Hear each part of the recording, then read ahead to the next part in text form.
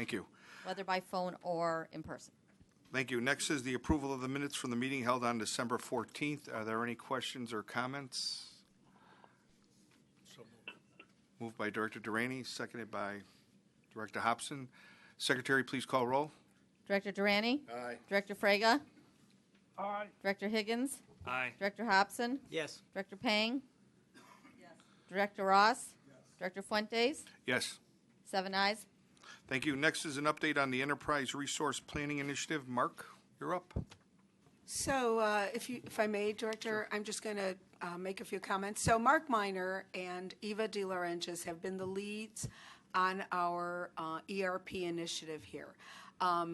Thank you to the planning department who have been willing to share. Mark has a full regular load, and so does Eva in the finance area, but planning has been willing to share Mark with us so he can take this on in addition to his additional responsibilities.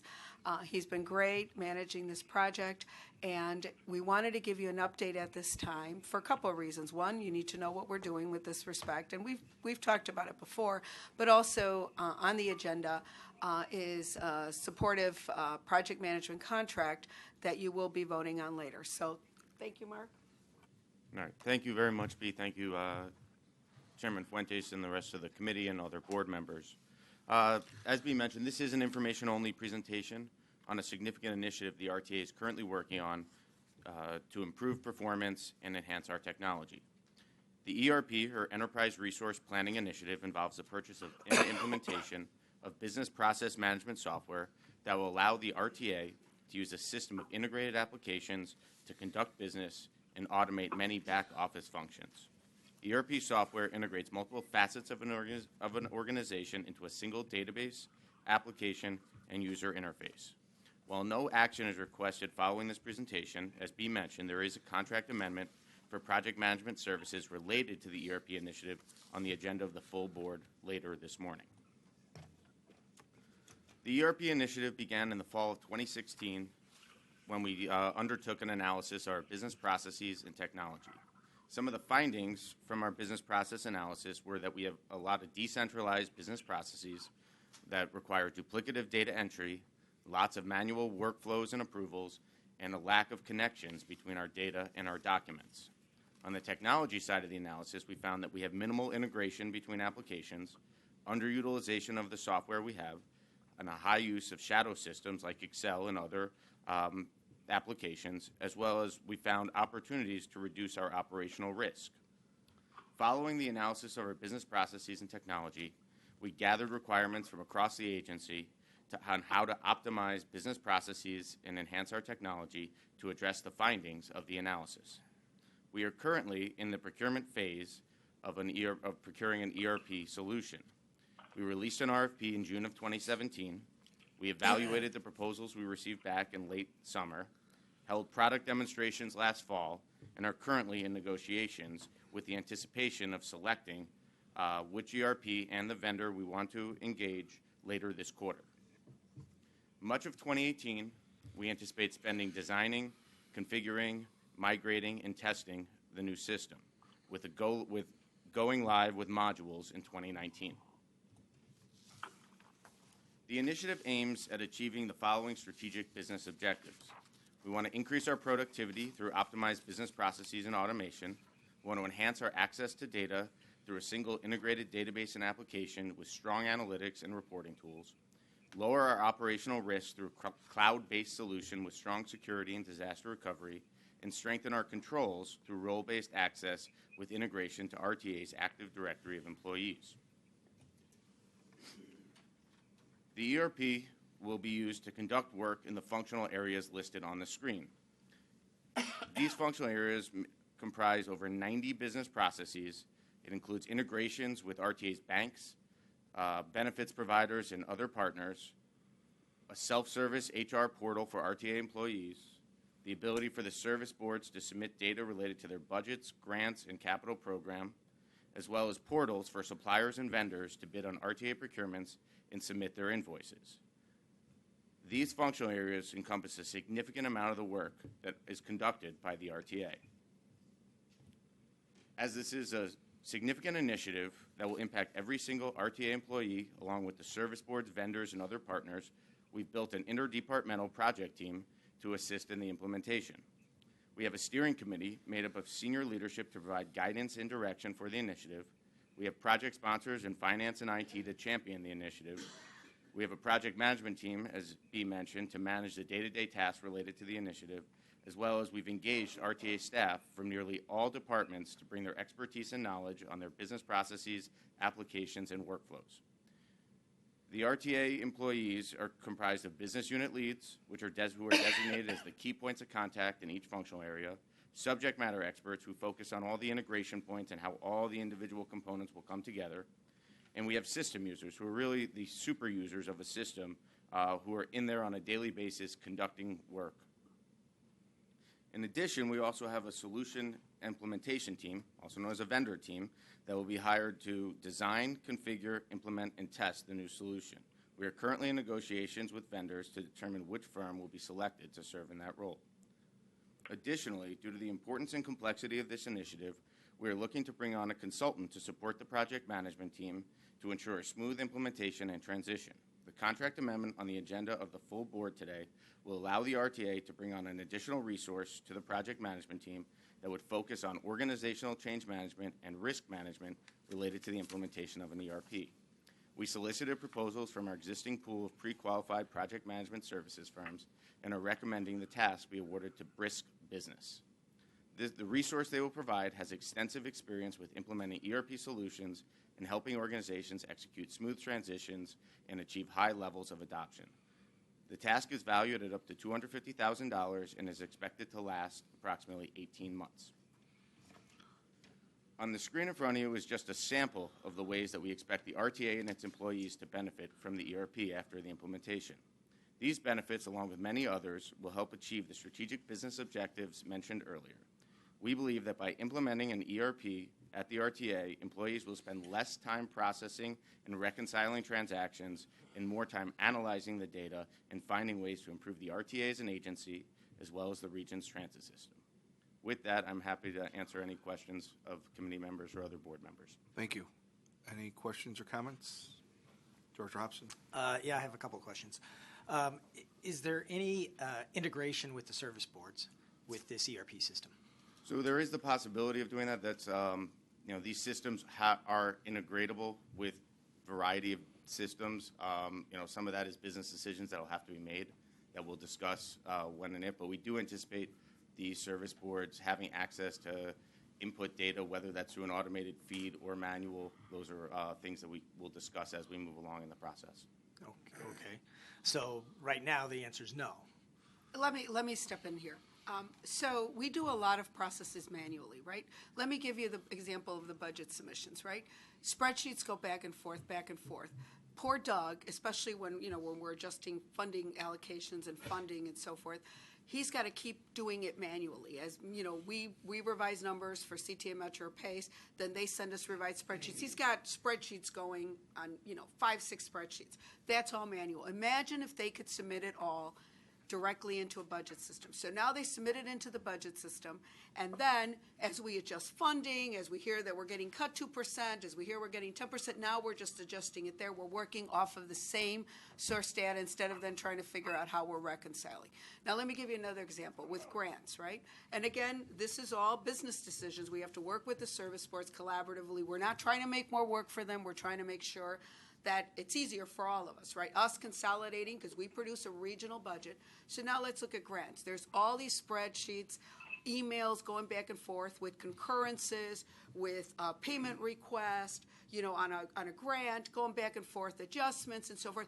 That is another example of something that we'd want that to be entered into the system so that we're able to work and see the status of a particular concurrence and so forth. So there's lots of things like that. And we've seen that the vendors have a lot of this functionality. Some needs to be further tweaked, and it may not meet our needs initially exactly how we want it. So those are examples of things that definitely, and there's other areas as well. So just to be clear. And our benefit partners, for example, right now, we do everything on paper when we submit it to HR, when we want to change our 401k, when we want to change our benefits, when we want to change our deductions. And, looking at the portals, you would be able to enter in your changes.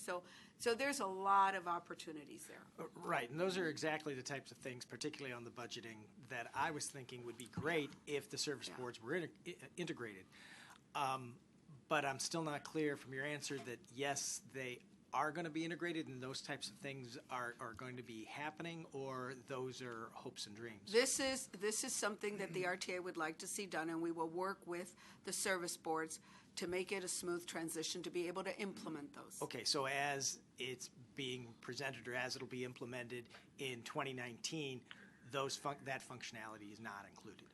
No, it is included. That functionality is part of the initiative. It's just where we implement it and in what stage. The first thing we got to do is get our chart of accounts on, right? So you start there, and that's going to be all hands on deck just to get that done, because we have to do it at the beginning of the year. Otherwise, we're carrying two systems, for half a year or whatever. So that's our first goal. And then from there, we're going to phase in modules. We'd love to have the 2020 budget, for example, done in the fashion that I've described, implementing it during 2019 and have the 2020 budget that way. So where I'm going is, will there be in 2019 a request from the board to approve additional funding to finance this integration for budgeting purposes? No, the integrations, as we're negotiating the contract, the integrations and the functionality is part of our final price. Whatever that is, it's an active procurement. So whatever that final price is, we will come to you with that final price. And that'll be sometime in the spring. Okay, great. Excellent. Thank you. My second question is looking at the roadmap that you presented. It looks like we're through the blue box. We're in the middle of the blue box. We're in the middle. We're in the middle of the blue Yes. box, and so we've spent some money on consultants to get us to the middle of the blue box. Yes. We had the board approved a contract amendment with Plant Moran for the red box for the analysis. At this point, the gathering of requirements that was done that covered Plant Moran last winter, last spring, but the procurement, that's the only thing that's been spent to date, is about $285,000 with Plant Moran to help us to get to this point. To get us through halfway through the blue Yeah. box. And you're coming to us today for approval for another $250,000, and that will get us through the green box? Yes. Yes. And that will get us through the green Yeah, that's just for Not consulting the support. system. Yeah. Not right, not the system, I understand that. So we didn't know at the time we were approving this back in the fall of 2016 when we did the Plant Moran approval. We didn't know we were going to have these needs like implementation. We didn't know we were going to have that need, and so we didn't ask for funding at that point in time. No, of course we knew we were going to need it, but we needed to first analyze our requirements, even make a decision. Is this something that we definitely need to do, move forward? I mean, it's never easy to replace your ERP, right? You'd rather have, demo Plus, work or to something. remind the board too, we brought all of this to you and all these steps in discussion, and you actually asked us to come back, because at that time we had said, if you green-lighted us to move forward with these steps and with a contract for this contract that is right before you today, we would keep moving forward. But you said no, bring it back, so we're bringing it back. Okay, excellent, thank you. Okay, any other questions or comments? I have a question. I'm looking at the functional areas just to get a sense of what sensitive categories of information the solution might cover. I see human resources. I understand that maybe, and correct me if I'm wrong, RTA also may have information in connection with disability-related appeals for benefits. Is that correct? And if so, would that information be included in this secure ERP solution? No, this ERP will not include any customer data at this point. I mean, there's no intent. It's not one of our mobility services, ADA paratransit, all that. That is not included. They already have a separate system that was implemented a couple years ago that they use to manage all their applications, appeals, things along those lines. So that's a separate database that will not, at this point, is not planned to be integrated with the ERP at this point. And you probably recall we outsourced a lot of those functions, Michael, about a year and a half ago, 2 years ago now. We are internally, though, continuing to look at further enhancements in document management systems. It could eventually tag onto this kind of function or build from there, but it also sort of a digital document management system for some of those old records and then new records going forward. But a large chunk of that has already been sort of outsourced to the vendor. One more question. This ERP effort, how does this integrate, or will it be captured by some of the security audit work that is being done under the auspices of the audit committee? Does this get captured in that review? We've through the requirements process, we've discussed with Mike Zumak and the audit team about the results of the cybersecurity audit and all those things. We are taking those best practices, making sure that we are following the audit any audit findings that came out of that. We're addressing through this procurement, and with the new ERP system, it's going to be top of the line. So in terms of security, so we are making sure we are taking all those precautions, and that's one of the reasons why when we went out for bid, we're looking at cloud-based solutions, because we know that they have the ability to scale up and down in terms of security and always maintain the highest level of security. One more question. Did any of the criteria relating to cloud solution have any requirement that the data reside within the borders of the U.S., or is there a possibility for data to reside abroad? It will not. Our primary data center, as well as I think the secondary data center that in all the proposals was within the United States. Thank you very much. Any other questions or comments? Sure. I have a question. How many proposals were received? The question was how many proposals were received? Can we respond to that? Yeah. We received 8 proposals. Thank you. Director Melvin? Just a quick question. I'm all in favor of this. I think you've got to do modern work, and you can't, you have to do this. But so you're asking for $250,000. Is there a way to estimate any savings or any value? Is that part of the consultant's work? If not in dollars, then in human hours, work hours saved, or something like that. Is that possible? Yeah, I think we currently spend with our current system, not only the implementation money that we spend. Now, let me just point, this $250,000 is for consulting services to help us implement. Ultimately, when we come back to the board later this quarter, it'll be a larger procurement for the system and support and other things. So, we spend, last analysis, I think we spend $200,000 plus $300,000 a year on software licenses and support for our existing systems, and we have multiple systems that cover these functional areas. So we're spending that on an annual basis just to maintain and keep those. The initial purchase of our main financial software was in the millions of dollars was spent to implement that. So I think we will see significant savings from the automation, the modernization, in terms of both real dollars as well as the savings from allowing staff, as I mentioned, to spend more time analyzing the data and doing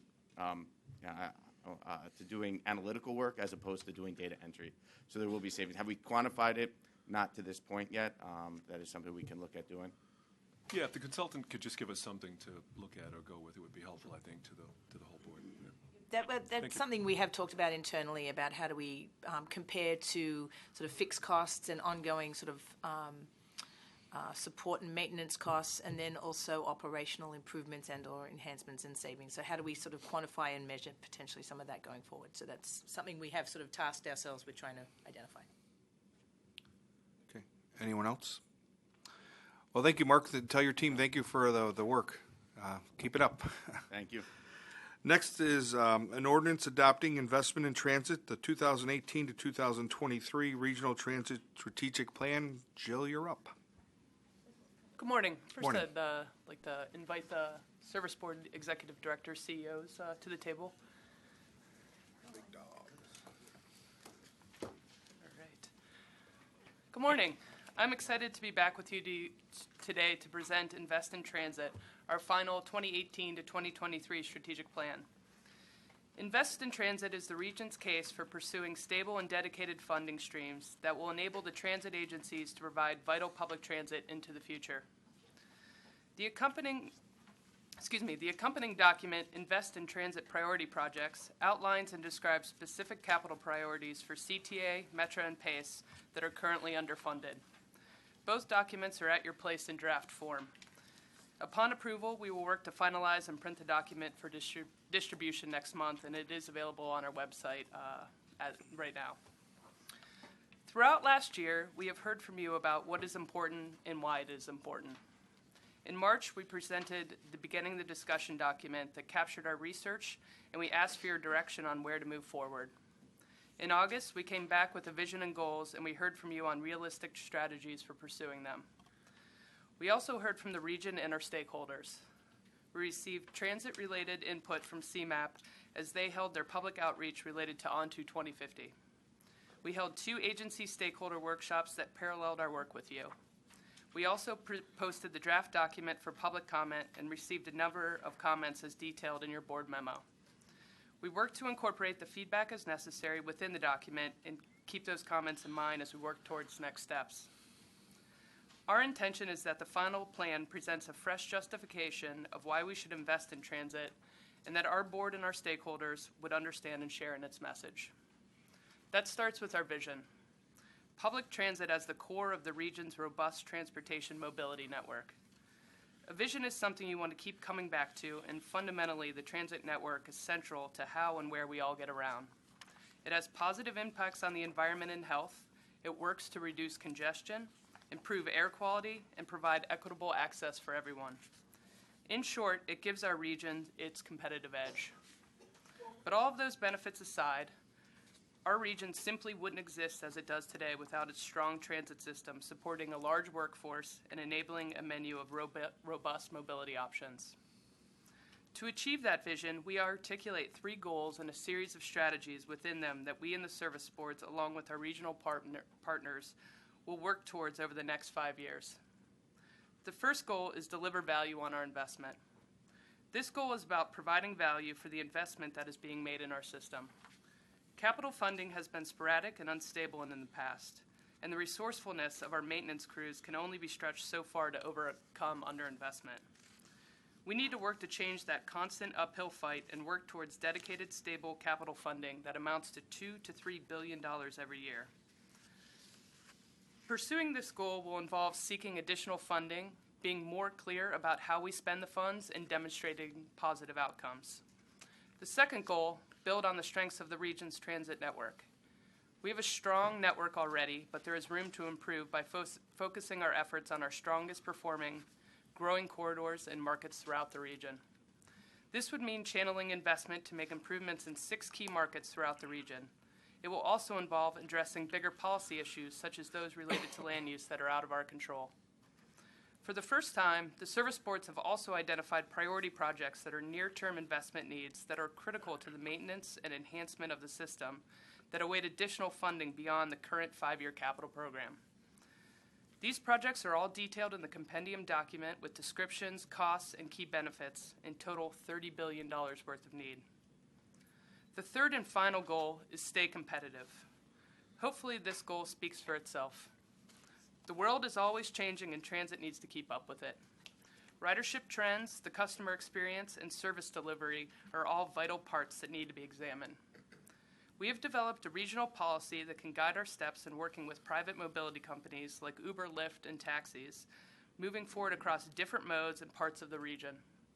In the plan, we outline 5 possible actions for relating to private mobility services, such that can complement our strengths and enable greater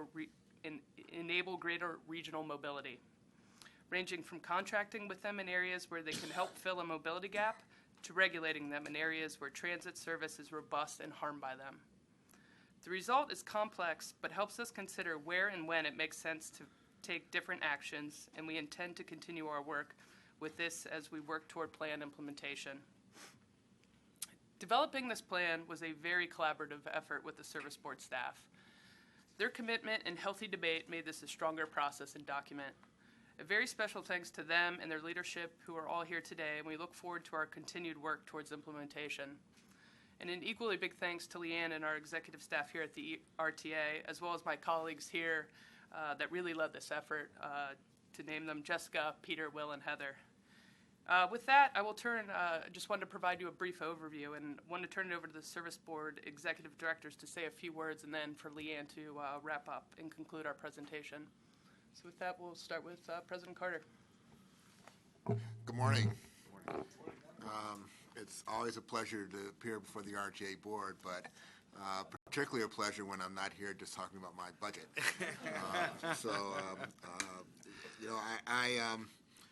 As someone who has been involved in transit in this industry for a number of years, particularly here in Chicago, I don't know how to truly express how big of a deal it is for us to finally be in a position to have articulated in this document a vision and an understanding of prioritizations among transit projects for this region.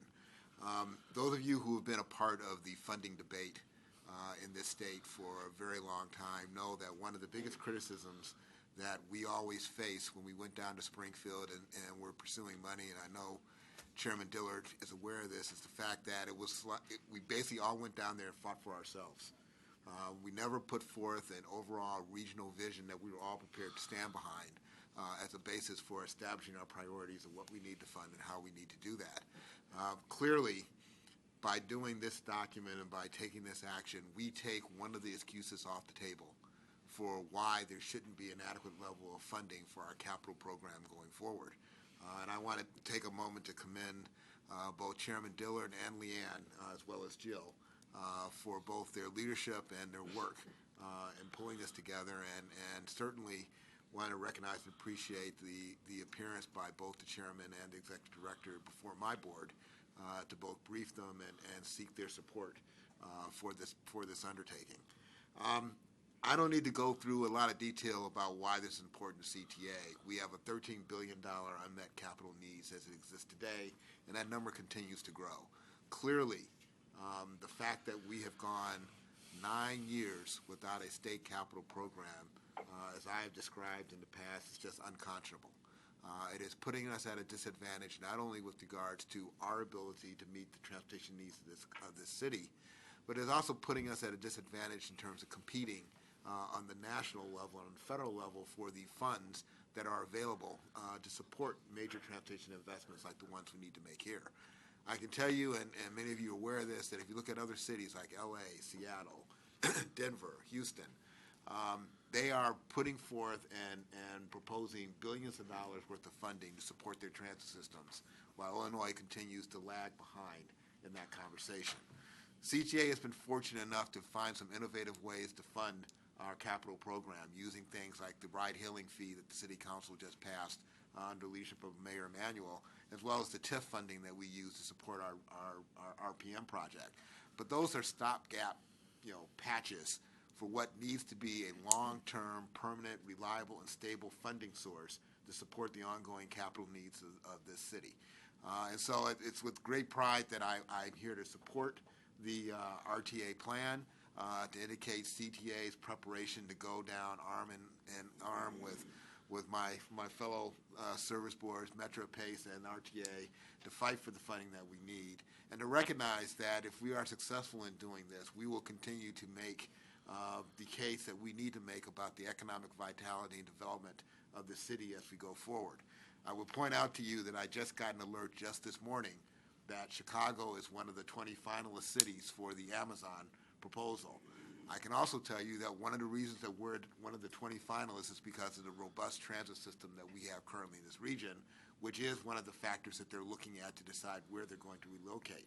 There's no question that transit is vital and important to this region. There's no question that we need to spend money to keep it and to maintain it. And there's no question that we need to get a state capital bill as soon as possible to allow us to do that. This document will certainly be a significant piece in moving that ball forward, and I thank you for allowing me an opportunity to speak on this issue, and look forward to supporting RTA as well as my fellow service boards as we go forward to try to get funding that we need desperately for this region. Thank you. Good morning. I'm the new guy in the block, and I'm certainly the one that is grateful that all this work has been done.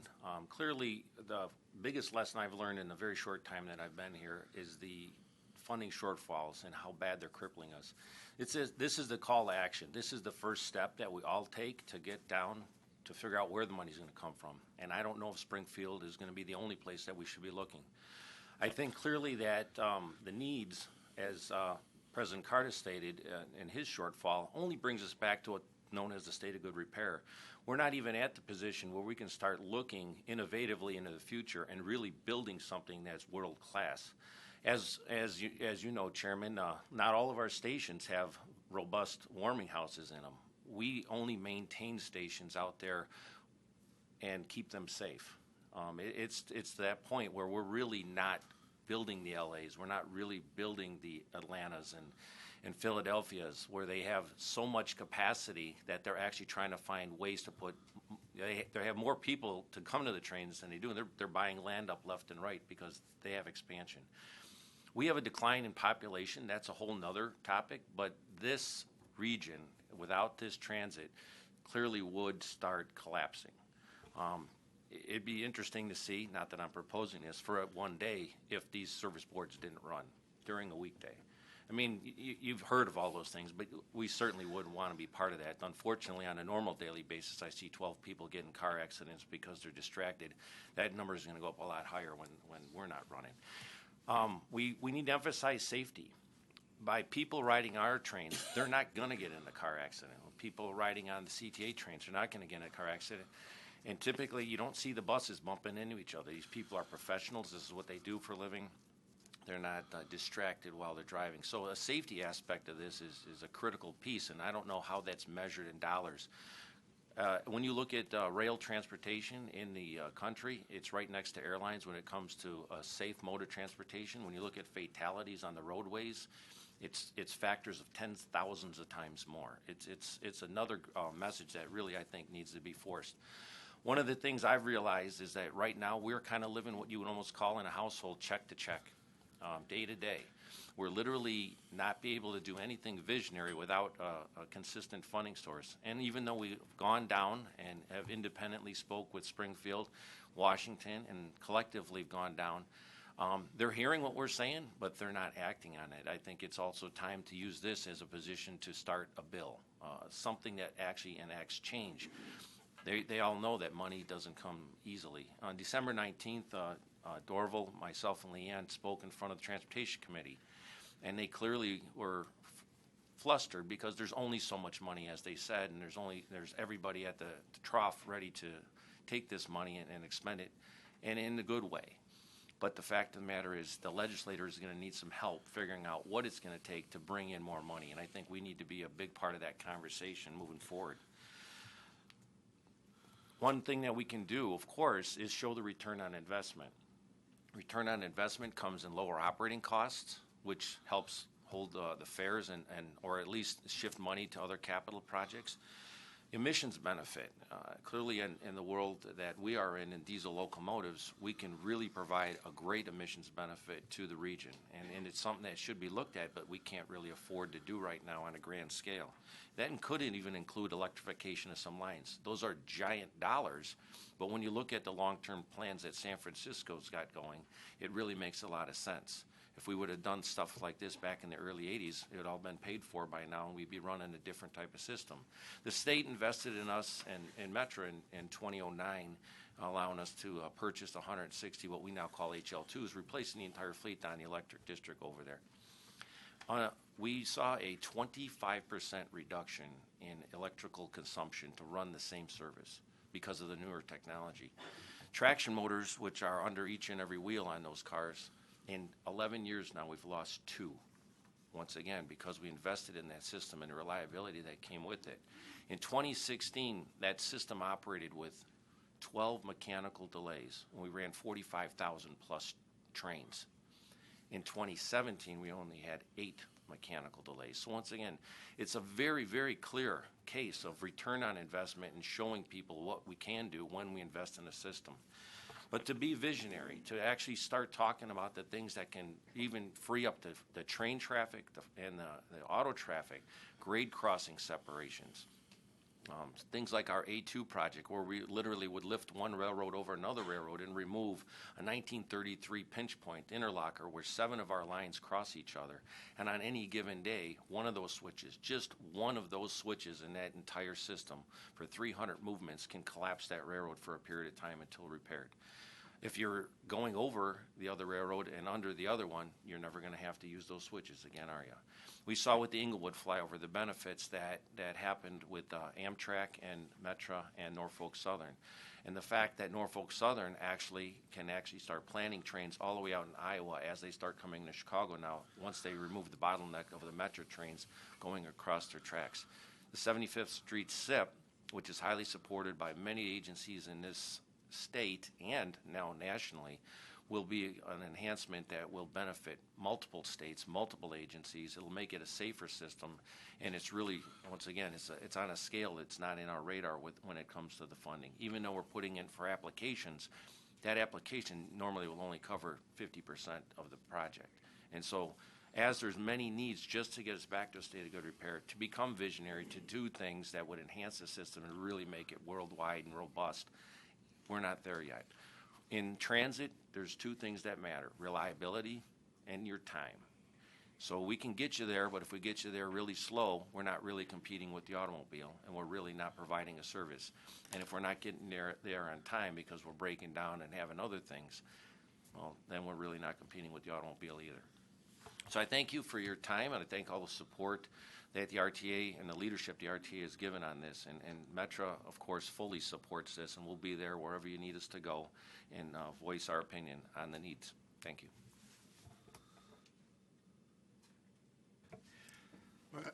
Good morning, everyone. I'm TJ Ross. I'm the Executive Director at PACE. And maybe just to summarize, when you think about public transit, it really isn't that complex. There's 3 things we know about it. It has to be safe. Our customers expect that. And when you don't have an accident, that's just money in the bank. You get customers that feel safe on your system, and it reduces your operating costs. So the first thing we have to be is safe. And you've heard that. The second thing is we have to be fast. And I make the smart aleck remark, and I know that I rarely do that, but we got to be faster than a bicycle. That sounds a bit of a cliche, but in a lot of corridors we aren't. And it also improves productivity and improves our competitiveness.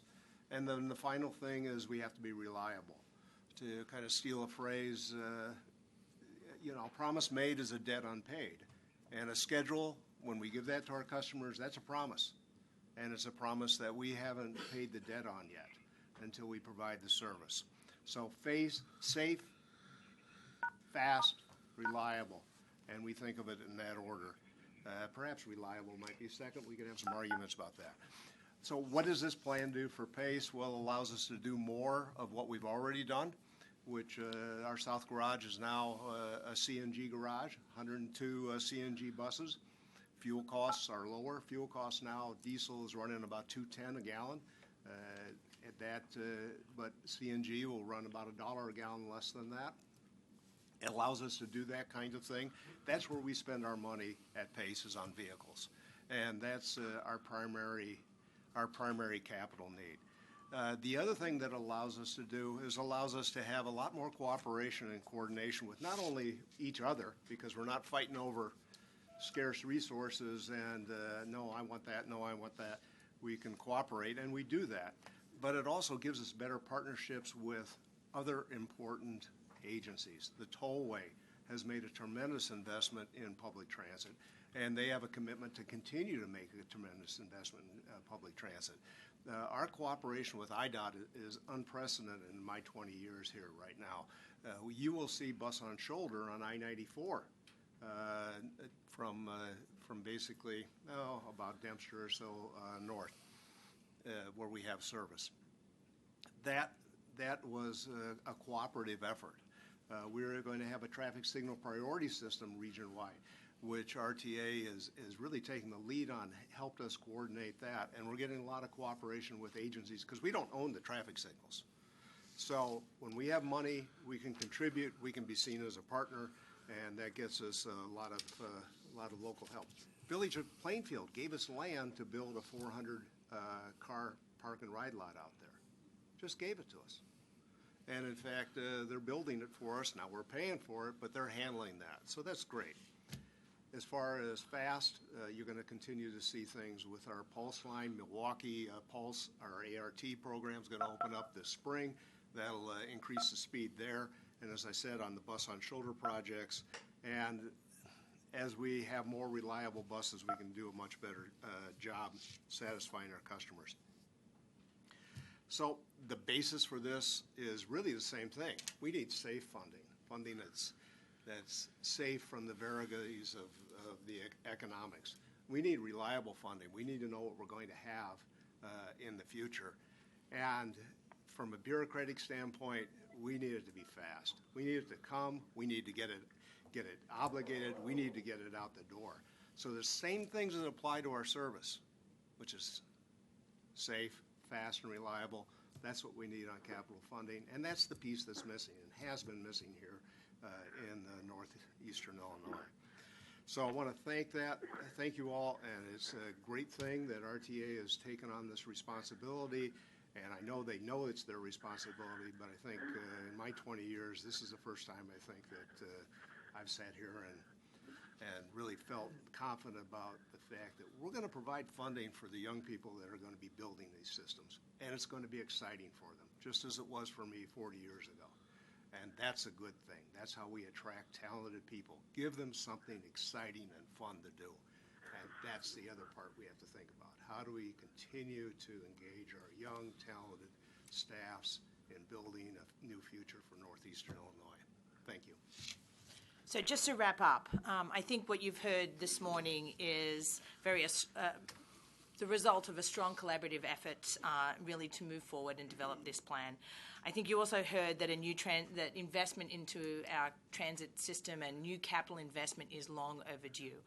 Our intention is that this plan fulfills, as we kind of have been referring to in shorthand, is sort of the what, the where, and the why investment is needed in our transit system. But our next step at the staff level is sort of the how. How do we move this forward, and how do we actually go get that money? So that's still a big task at hand. We've achieved dedicated, reliable annual source of capital funding. You know, how do we get all of that and enable the transit agencies to deliver and maximize the investment and the value and the return on that investment that's already been made and to be made in the future? Really to allow that investment to allow us to build on the existing network that we have and really to stay competitive across, not just across our region and our state, but across the country and even internationally for that matter. So I sort of jokingly say that we've done the hard part, putting this plan together. So now comes the easy part, and pursuing the $2 to $3 billion annually that we need to make those plans a reality. But I think as all of this is no secret to you guys, all great regions, all great cities have robust transit systems. We have one here as well. We can't take it for granted. In fact, we are the second largest transit system in the country. And in that big picture, we want to focus people on how to protect and enhance that investment, one that has been built upon for decades and is at a critical and a crucial stage where continued underinvestment is pushing the limits on how hard the system can work to keep it all moving, and where our investment is at risk.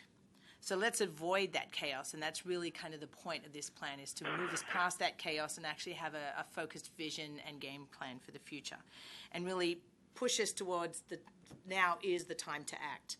So with your approval of this plan this morning, we'll begin working towards the implementation of strategies outlined in the plan. We'll also get to work on a campaign to increase the level of transit investments to the $2 to $3 billion annually that we've described several times throughout the plan and you've heard about again this morning. Our steps will be education and coalition building as we work to communicate the contents and the intention of the plan to elected officials, counties, and municipal leadership across the region, as well as to our civic and not-for-profit partners across the entire area. Transit agencies will work collectively and collaboratively on this effort as we look to engage you as board members to help us spread that message. We will continue to keep you updated over the coming months as we nail down that strategy and bring that back to share with you. And finally, thanks to the board and your commitment and support throughout this process and this engagement over the better part of the last year.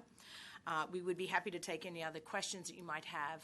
The service boards are here too if you wanted to talk to them a little bit more. But with that, we would look for your approval to adopt this plan. Great, thank you. Any questions or comments? Director Ross? I just want to say we're so blessed to have transit professionals leading the service boards and leading RTA. It's made such a difference. And Microphone, please. I'm so sorry. Even though I'm a newer member of this board, I certainly remember how different it was. We're in such a unique position as a regional coalition that's very diverse to show something different in Springfield, and so this how is so important, and I know every member of this board and all of the service boards want to be a part of it. As you detail that out, when you talked about, Dorval, when you talked about Amazon, you know, the reason that any company stays or moves here is about the dynamic nature of the region. Not just Chicago, but the region, the differences in housing and affordability and the choices that you have. And I think we know that transit is right up there in that equation. And so if Amazon doesn't choose this region, Chicago, because they're really choosing a region, and they're choosing a transit system and a way of life and affordable housing, all different kinds of housing, I think it will be because of the fractious political environment. And so, you know, that's why people are leaving, whether it's residents or companies.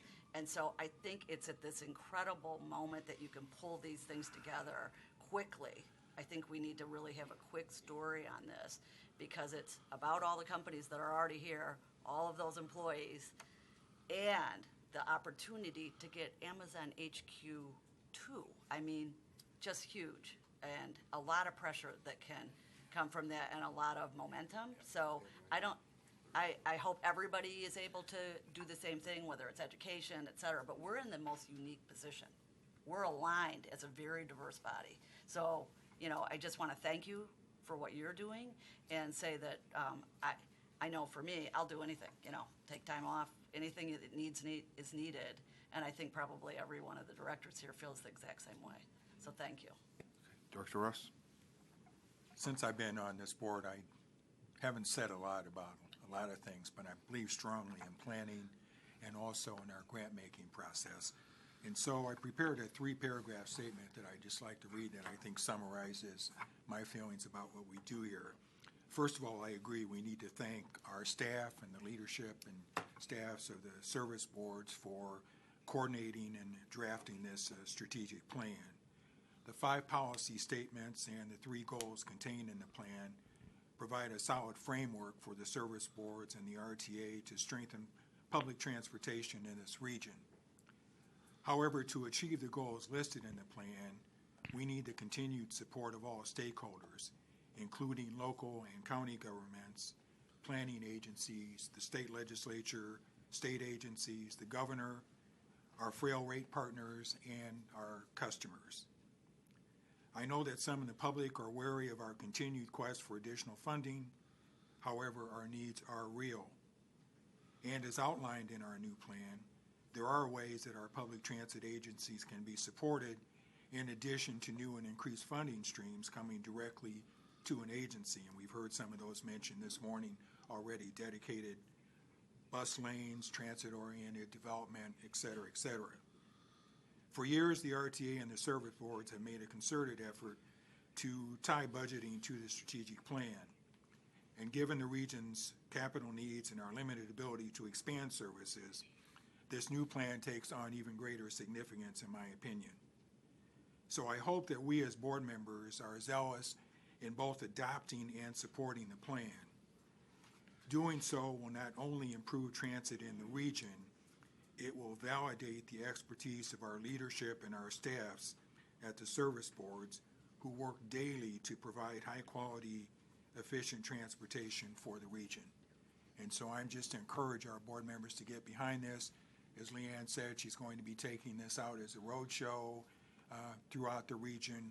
We need to be fully behind this and work as diligently as we can to garner all the support that we can. Thank you. Thank you. Thank you, Director. Anyone else? Director Lewis? Thank you, Mr. Chairman. I'm a little newer than Sarah, but not too new.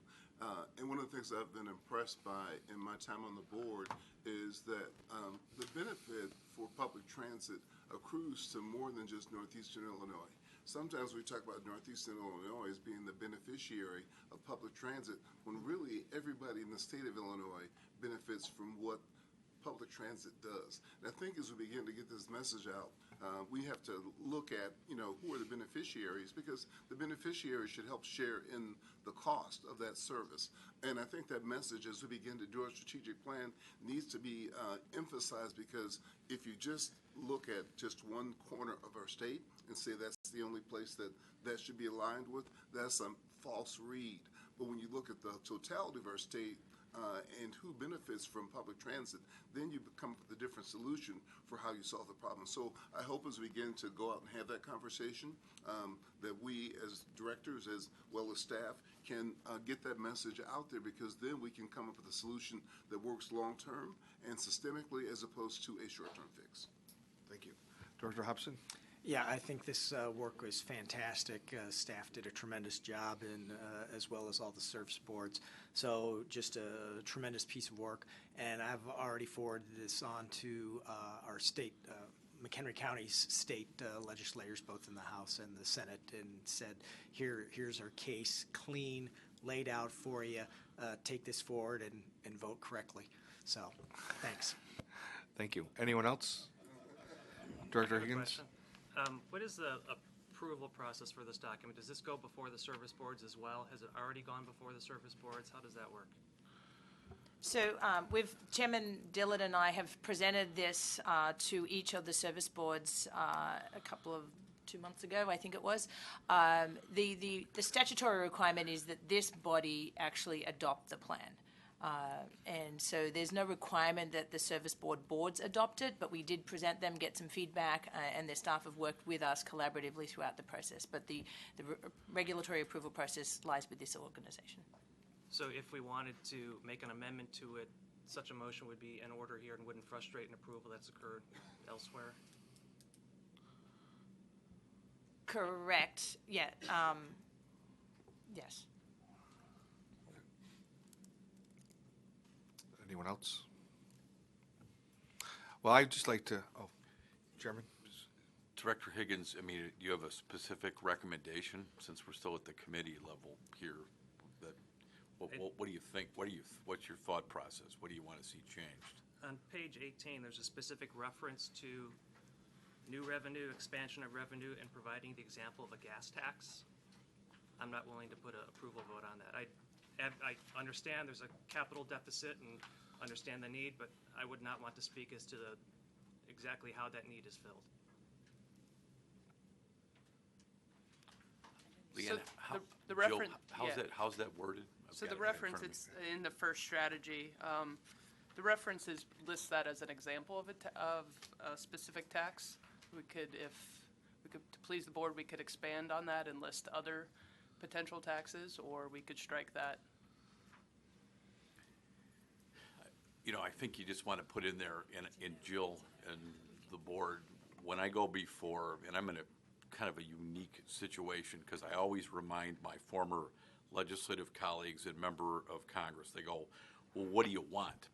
And I say, look, I'm not a lawmaker. It's not up to me to pick the revenue source. But clearly, we have a need for new revenue, and there has to be new revenue. And even I think the president has now recognized in his plan that he has to have additional revenue. But I usually throw out there, and I just did it on a radio show on WLS, that if you're looking for examples, and again, I don't choose, so Director Higgins, I never tell them what to do. I just say, here's some examples.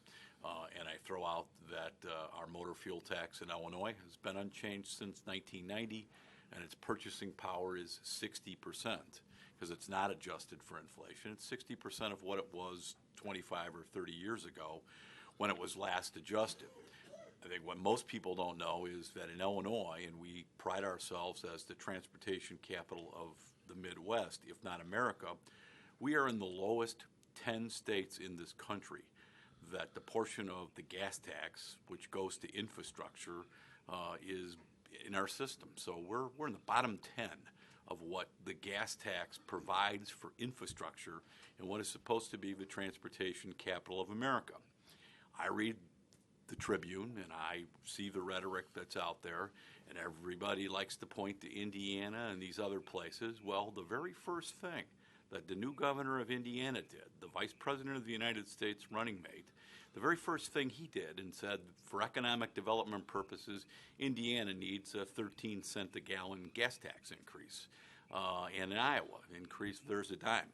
I saw a recent study that said that we are in the bottom, the last 3 states or 4 states in America that have made any adjustments to our motor fuel tax. So I think we make it clear, Jill, in here that these are all possibilities, but you got to get realistic. I mean, we clearly need new revenue, every 30 years you got to make an adjustment. I think this is just me speaking in your motor fuel tax, and you got to look to, for new revenue because it's unsustainable. In terms of the way we're structured today. And, but I leave it up to Springfield and others, but I think it's just a menu. That's how I always read it, Jill, when it's out there.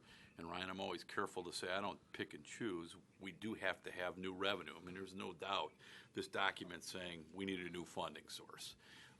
It's unsustainable. And, we are an economic development engine.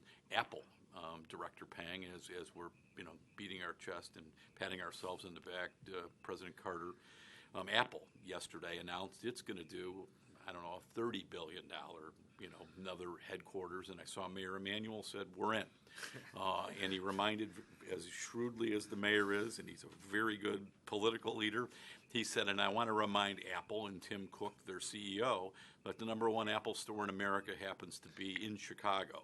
And as you know, Director Carter, I think it's our Clybourne stop, is the Apple store. World class, really cool place. Ryan, I think it's clear in here that it's a menu option. I mean, I don't know whether you want to think about it, and I haven't looked at it for a few days.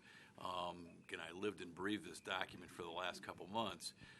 But clearly, if the state broadened out its sales tax, that would be another way to potentially help us.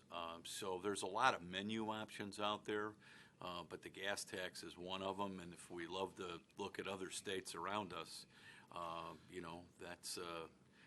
that's a way to go.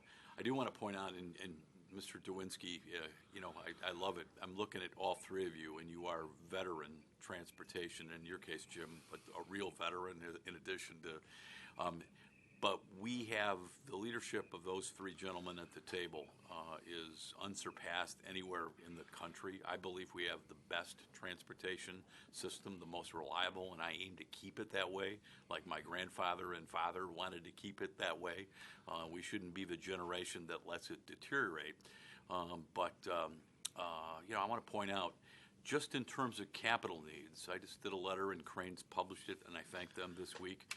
The South Shore Railroad, Indiana is putting $1.1 billion, that's with a B, $1.1 billion into the South Shore Railroad. They move a pittance of the number of people for that $1.1 billion in Indiana that Jim Derwinski and Metra move every day. So they did their gas tax, they're putting $1.1 billion into the South Shore, and if you want to stay competitive, and there's that line I always use from the mayor of Indianapolis conference, if you want millennials working in your city today, you got to have a reliable mass transit system, or it is like trying to sell them a phone without a camera. And I watch what Milwaukee is doing, I watch what all our neighbors are doing, even Iowa. increased their gas tax by a dime, and you got to have options that are out there. But our cry, Ryan, is we got to have new revenue, and so that's kind of my point. It's a menu, but boy, do we need new revenue for capital. Thank you. Anyone else? Well, I looked at it as an example also, not an endorsement, so I have no problem with the wording on that. But I would like to thank the leadership of the service boards for coming out, obviously, and talking to us, and the work that their teams have been doing in developing this plan. I think moving forward, as we stay together as a group, a stronger message to all our elected officials. So thank you again for your support and your staff's work. Thank you.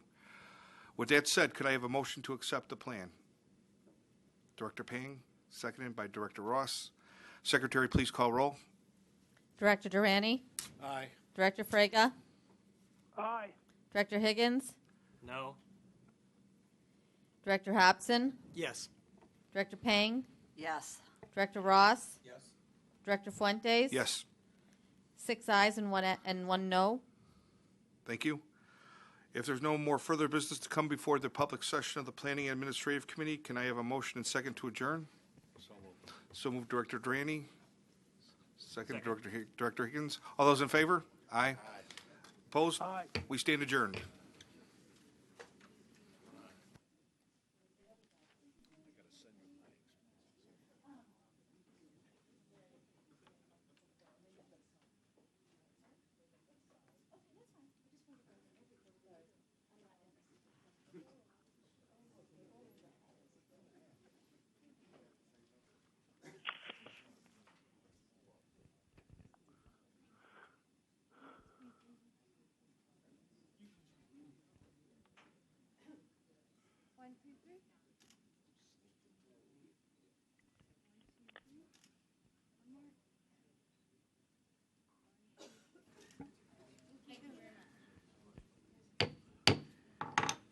All right.